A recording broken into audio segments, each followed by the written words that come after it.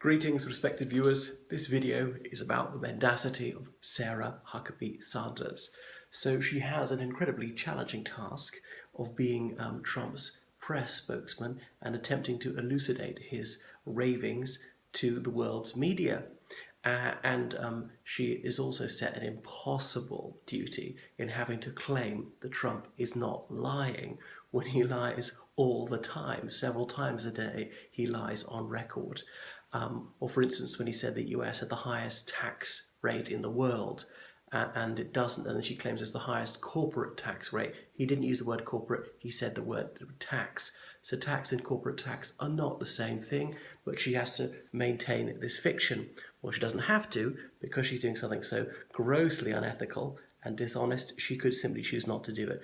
But oh no, she goes ahead. Now, she's not the first White House press spokesperson to lie, but like her master, Trump, she's reached a whole new level in terms of the frequency and the audacity of the lies, which are barefaced lies, which are not half-truths, exaggerations, decontextualizations. These are outright shrieking lies. So she does know when she's lying. We all know about the blink rate. This is one of the tells of lying. So people tend to blink right after they tell a lie. Now everyone has to blink because we need to re-moisturize the surface of our eyes, but the blinks become more frequent right after someone says something deceitful. So notice the timing. During this video, I'll no doubt be blinking occasionally, but if I was to make a statement to say something like, what can I say? I've never drunk alcohol. I would be blinking right after that because that's a lie. Now, I know I've drunk alcohol and I wasn't trying to deceive you because I was about to tell you, so the blink was then deliberately timed. But look at her. Now, Trump, he changed his position twice in 24 hours on this Surveillance Act, which is being renewed. He was all for it because it's to spy on foreign terrorists. Then he said it was used by the Obama administration to surveil him, which may not be true. I don't actually know. He claims that that Blair told him that. Blair says that's bull. I know Blair is dishonest, but he's not on the same level as Trump. Then Trump changes his position back again to say, no, he is for it. So he was for it, he was against it, he was for it within 24 hours because he doesn't know his own mind. He's so erratic. He seems to be losing his marbles.